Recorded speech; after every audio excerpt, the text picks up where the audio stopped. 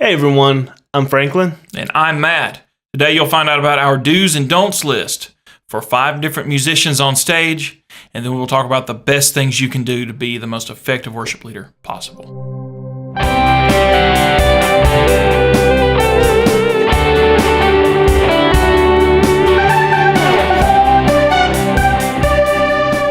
All right, musicians, we are going to talk about something that each person on the stage can do to be better musicians in a band context. So we're not talking about how to be partially how to be a better guitarist and Partially. better keyboardist, but how to not be a worse one for sure.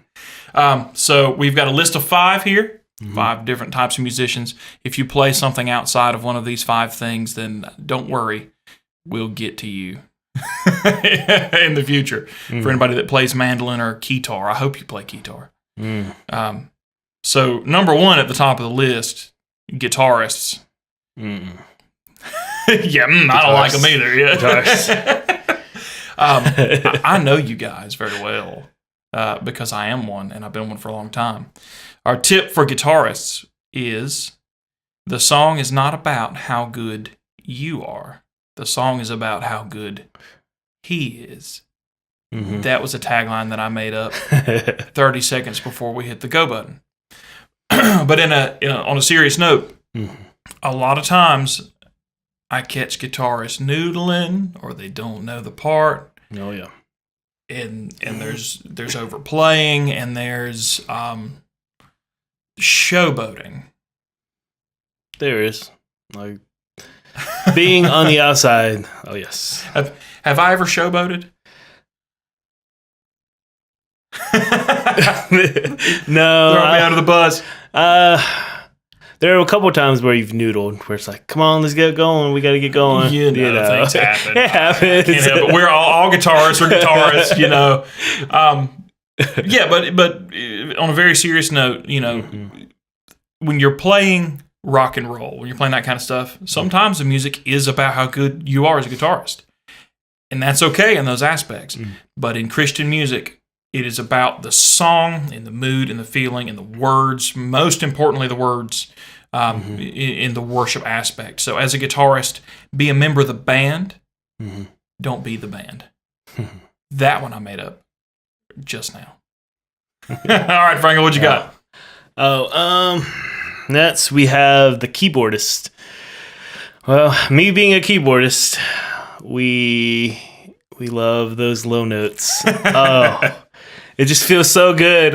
Sometimes while we worship, I sometimes catch myself going and wandering. It's like, I love the sound of those low notes. But we have to be very, very careful, as we have to allow the space. There's only so much space given in frequencies. So the sound people hate it, I'm sure. When I'm hitting those low notes and the bass is hitting those low notes, it is just like... Whoa. If you're playing a saw wave synth, please stop hitting wah down at the bottom. It's not good. Yeah, so I have caught myself hitting those, and it happens. It's just sometimes it's also my fault because I do put myself a little bit louder in my ears, and so I'm like, that just sounds so good. But I forget that it's not that I'm not in the. I have to remember I'm in the whole mix. So not in just the bubble. Not just in my bubble with my ears. So I'm like, I'm sorry. But seriously, each song you got to think about a certain sonic space. If there's this much space, your bass player's down here, your keyboard player's kind of here, your guitar players are kind of here, vocals and some other stuff are up here. So everybody needs to stay in your lane. Stop entering out to other people's lanes. Which brings us to number 3. Which does bring us to the bassist. And, well, the bassist, I do apologize again for being in your space sometimes. Encroaching on your territory. Encroaching on your territory, yes. But definitely be in sync with the kick, the drummer. I have played in some bands where the bassist was not in sync with the drummer, and it threw everybody else off. And that happens. That happens. Yeah, that kick is there for multiple reasons. And when it's pounding a particular rhythm, bass players listen to what that is and play on top of it. Now, there's some songs where you're playing regular 4/4 straight chord things, and it's not as necessary. But if you're playing Unstoppable God, oh yeah, run into that verse where the kick drum's hitting at a certain pace every time. Land on top of that, and you will find that it will pull everything together, and there won't be as much sounding like things are wandering. Oh yeah. I'm not necessarily a bass player myself, and you're not either. My dad's been a bass player for a long time, and he'll tell you real quick, the drummer's your best friend. Oh, they love being together. In a weird way. You guys know, okay, who is a drummer and who is a bassist out there. Okay, you guys know how it is. It's just you guys feel each other out and just yeah. So that's important as a bass player. And if the keyboardist encroaches on your territory, just give me a dirty look. Yeah, call him out.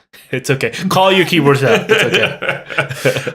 That brings us to our next person, which are our drummers. Now, I'm not much of a drummer myself. I play a little.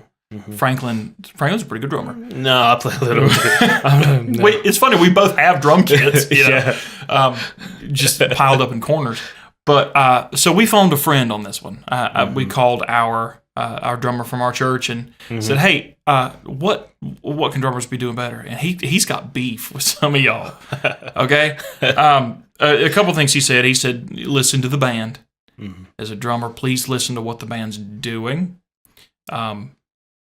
Because that can change things. If you're playing, a cover on a Sunday morning like you normally do, if the band's playing it a little bit different from the way the recording is, and you're trying to play the recorded lick, it may sound better if you switch and play what your band's playing. You don't have to play it just like Bethel. Man, God blesses it however it needs to be done. So that. But the big one that he jumped on was keep it simple, stupid. Great advice, hurts my feelings every time. Oh yeah, the last part, stupid. You got to keep that part. You got to those you drummers out there, just put that in the back of your head. Keep it simple, stupid. Yeah, and that's one of those kind of technique things that a lot of some of your best drummers, even not in just Christian music too. We're talking about.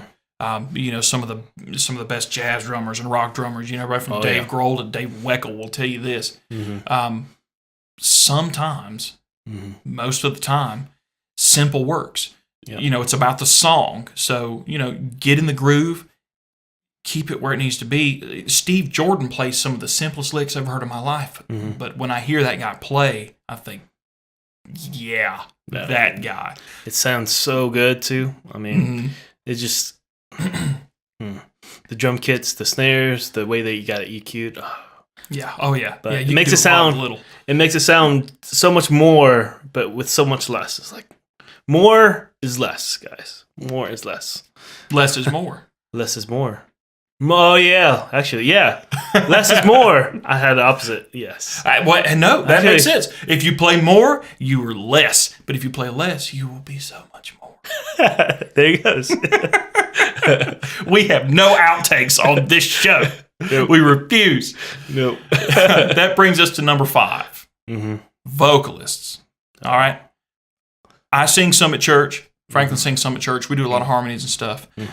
My wife sings a lot of church. And the thing to remind vocalists about, love you guys, love what you do. You were bringing the words, and really the band should be behind the message that's being sent out. But you can't forget, in that circumstance, the people in the church are trying to sing with you. Yes. Yes. So if you're trying to, that's a great noise, I know. And throw all this stuff in there, the congregation's going to be like, and it kind of goes back into the rest of what we talked about, It does. I mean, you got to keep it simple. Unless, let's say you've done How Great Is Our God 50 times, the congregation knows it. You can add. We're not saying that you can't add expression. God wants you to add expression. That's you. That's your worship style. But let's say you've done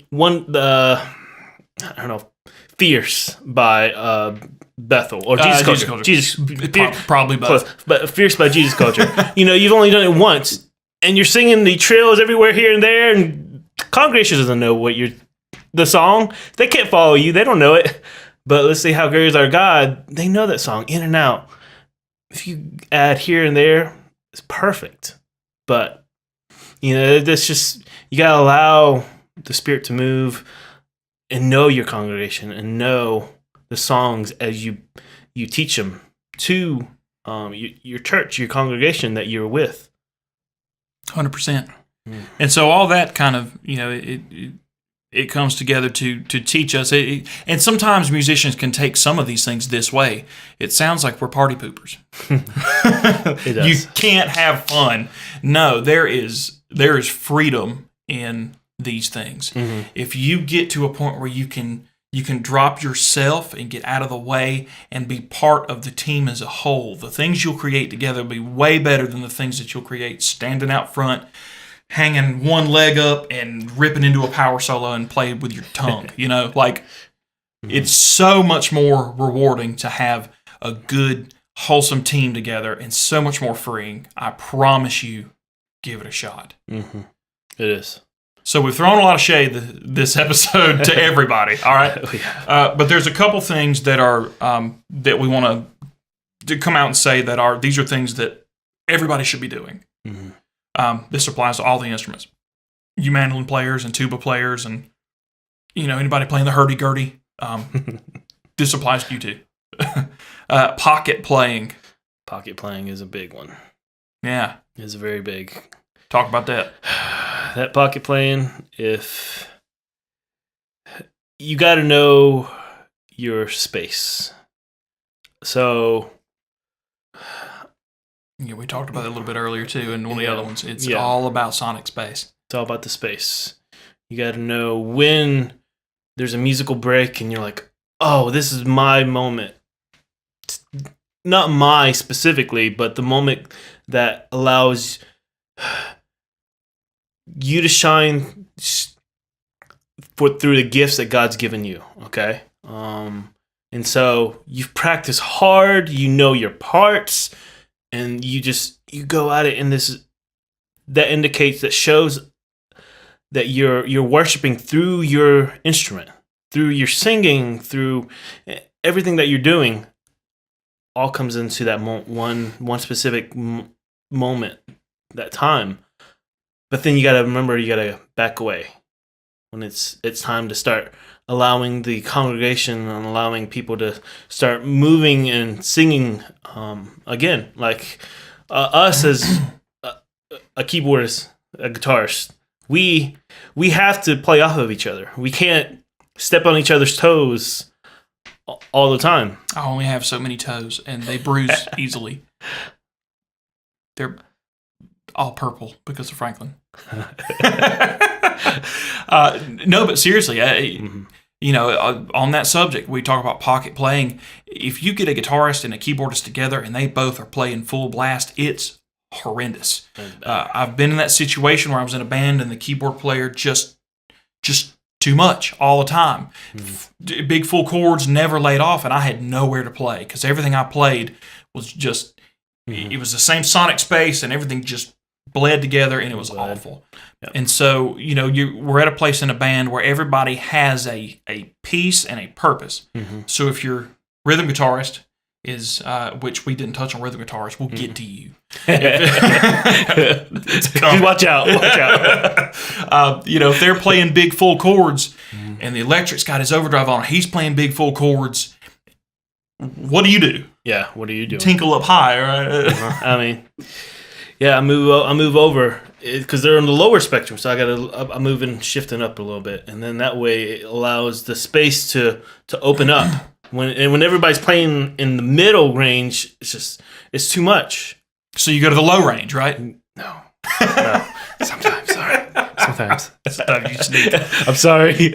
No, but pocket playing is more about listening to the band and knowing what you can play to fill the song up and not get in anybody else's way. As a keyboardist and guitarist together, it's extremely important to be able to find parts, to find chord inversions, to find different places to get. And I promise you, as a guitarist, I don't know about keyboardists. Sometimes you guys are awkward. we are. Sorry. As a guitarist, if you go to your keyboardist and say, let's find out what we can do together to fit a different range, your keyboardist will love you. They'll be like, oh, yeah, now my toes feel better. Yep, learn those. I play a little bit of guitar. I'm pretty bad about inversions, but learn those inversions. Even for if you're a keyboardist, learn those inversions. They will help in so many ways. Opening up that space. Yeah, that guitar triad up high thing, which we'll talk about in a kind of a theory thing at some point. Actually, did a lot of them in the pedal demo that come out last Thursday. Go check it out. The timeline is awesome. Still, those are extremely useful for kind of getting out of the way, especially if you've got two guitarists. One's doing one thing, one's doing the other. So again, sonic space. We'll talk about how two guitars can work together better on another episode. But another thing you can do outside of pocket playing is know the music. Practice. Yeah, absolutely practice. Rehearsal with the band is not for you to learn the song. You're supposed to learn the song and play it at rehearsal. Isn't that a funny concept? I don't know. Practice is different than rehearsal, guys. And that's not always the way we do it either, but, life happens. Life happens. You can't get, and we understand and everybody understands. But even more than that, listen to the songs, internalize them, because when you're up there on stage playing, you're not playing so the congregation can worship. You're worshiping with congregation. And so I love to see a band, and I try to make sure I always do this. If we're playing quiet parts, if I'm not having to concentrate, I'm singing along with the music from my point of the stage, because I know the words, and I got to the point where I can worship through the song as well. You just know your parts inside and out, and you're just allowing it. It's all muscle memory now, and then you're just singing. You're just able to worship rather than, oh crap, which chord's next? I don't know which chord's next. Oh crap, why? Where's my iPad? The sheet music is blue everywhere. Why are we outside? Yeah, but when you know your parts, you don't have to worry about that. It comes, and you're able to worship. And when you're able to worship, the congregation is able to worship because you're the ones leading them. They can tell. They could definitely tell.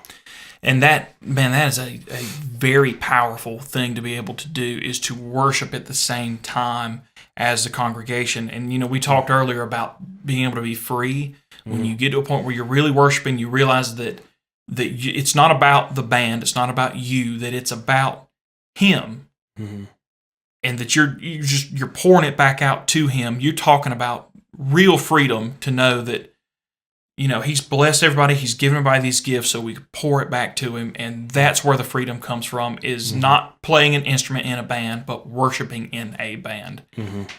Big difference. That's what the WorshipCast is about. It is. But at the end of this list, there is the most important thing that you can do as a worship musician.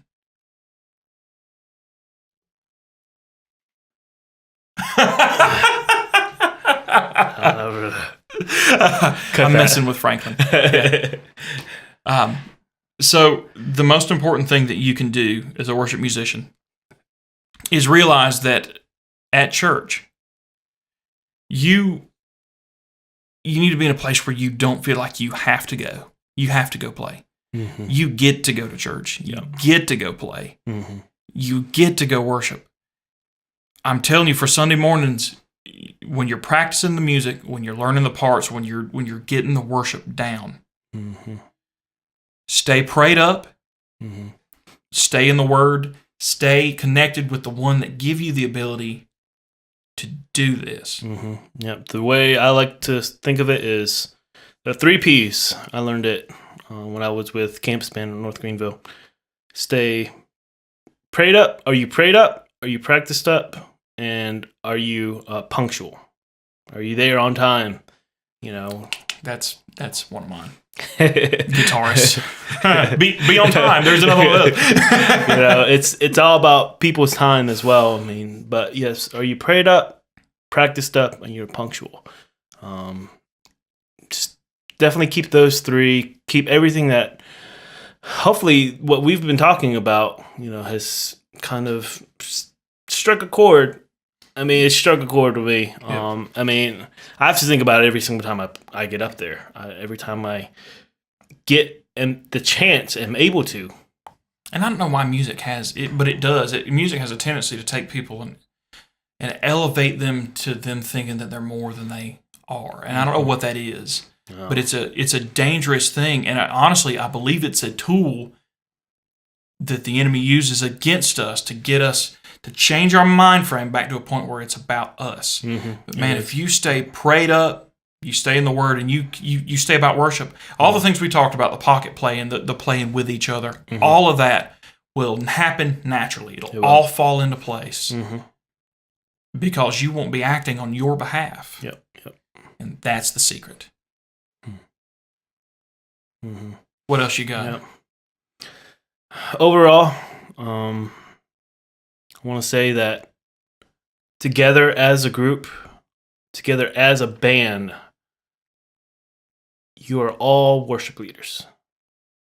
Every single one of you. Sure, there's the worship leader title, but every person who's on that stage is considered a worship leader. Has been called to it. The bassist, the rhythm guitarist, the lead guitarist, the drummer, the vocalist, everybody up on that stage is a worship leader. Except for the hurdy-gurdy player. Sometimes. No. All right, guys. We hope that you have enjoyed this episode and our thoughts and musings on the band and worship experience. Again, follow us on Twitter, Facebook, Instagram, www.theworshipcast.com. Definitely don't forget to like and subscribe this video. Leave your comments down below of anything that you would like to say, thoughts and comments on what we've talked about. We'll definitely love to hear from you. And don't forget, next Tuesday, there's going to be another episode, as well as we'll have a lot more stuff to talk about. Yep. Once we figure it out. Yep. See you guys next Tuesday.